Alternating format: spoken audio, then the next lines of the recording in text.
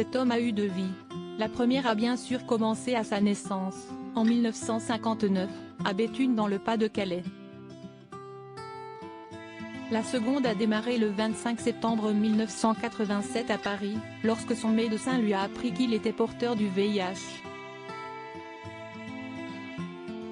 À l'époque, ce terrible diagnostic résonne comme une sentence de mort, inaudible pour un jeune homme de 28 ans.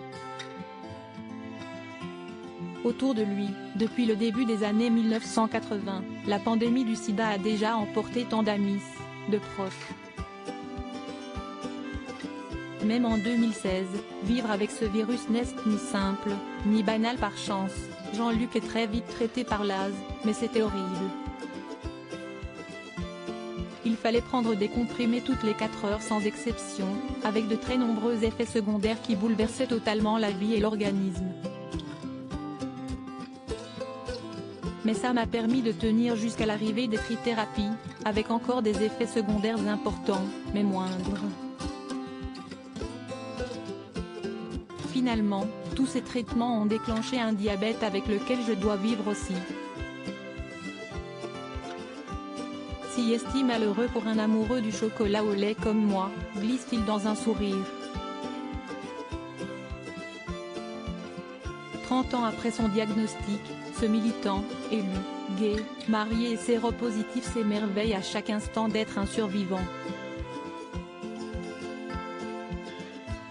Conseiller régional d'Île-de-France, maire adjoint du 12e arrondissement de Paris et président de l'ADMD, Association pour le droit de mourir dans la dignité, il est le seul homme politique, aujourd'hui sans étiquette, à avoir révélé sa séropositivité.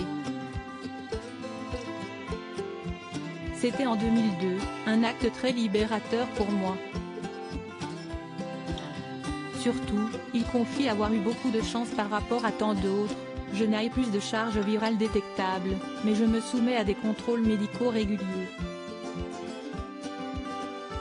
Et tous les trimestres, sur mon blog, je donne mes résultats biologiques, sans commentaire, juste après mon rendez-vous avec le Pr Willy Rosenbaum qui me suit.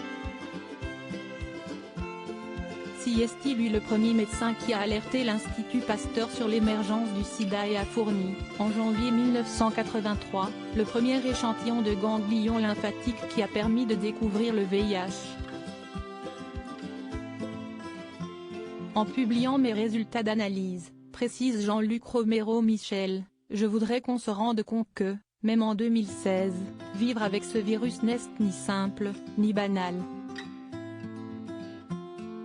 Si est une maladie grave. Environ 3300 personnes en meurent chaque jour dans le monde. Et il y a une terrible inégalité dans les traitements entre pays riches et pauvres. M'occuper des autres m'a sauvé ce jour de 1987 où Jean-Luc a appris sa séropositivité, sa première réaction a été salutaire, j'ai foncé à l'Assemblée nationale, où j'étais assistant parlementaire, pour continuer à travailler. Et ça m'a sauvé, je crois.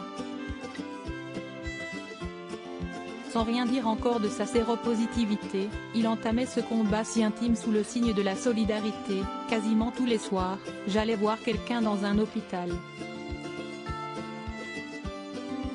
Et je pense que m'occuper des autres m'a aussi sauvé. De nombreux malades étaient abandonnés par leurs familles, leurs proches, et connaissaient d'atroces souffrances, pas toujours soulagés par les équipes soignantes. Heureusement, ils étaient veillés, accompagnés par les militants des associations LGBT. Et si est eux qui s'occupaient de leur enterrement.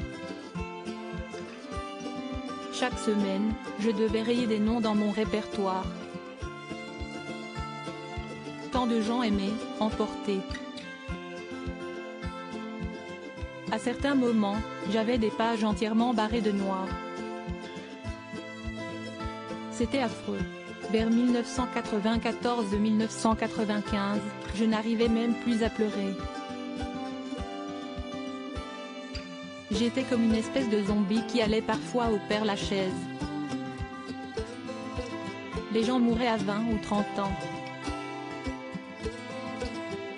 C'était insupportable.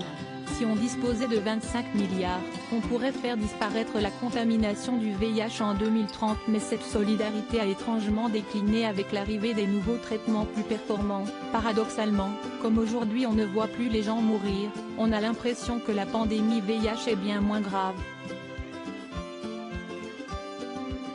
Des idées fausses minimisent la gravité de l'infection et induisent des conduites à risque, notamment chez les plus jeunes. Si est le grand paradoxe, aujourd'hui, il n'y a jamais eu autant de gens touchés par le VIH, au moins 150 000 personnes en France, et, pourtant, on a l'impression que ça n'existe plus. Le fait de ne plus en parler empêche d'exercer une pression populaire sur les dirigeants pour mettre en place les moyens nécessaires. Car la pandémie pourrait être vraiment vaincue à moyenne échéance, explique Jean-Luc. Beaucoup de gens ignorent que si on mettait des moyens suffisants, 25 ou 30 milliards à l'échelle planétaire, on pourrait réellement faire disparaître la contamination du VIH en 2030. Si est-il l'objectif de l'ONU-SIDA. Étonnamment, ce survivant ne parvient toujours pas à faire des projets à plus de 4 ou 6 mois d'échéance. Son plus long pari sur l'avenir, si est celui de son mariage avec Christophe, son amoureux rencontré il y a 10 ans. Une union célébrée en septembre 2013, si est aussi l'amour qui m'a sauvé, conclut Jean-Luc dans un sourire qui ne finit plus. Survivant, mais 30 ans avec le sida, de Jean-Luc Romero Michel, édition Michalon. Cette interview est extraite du Closer End Degré 598.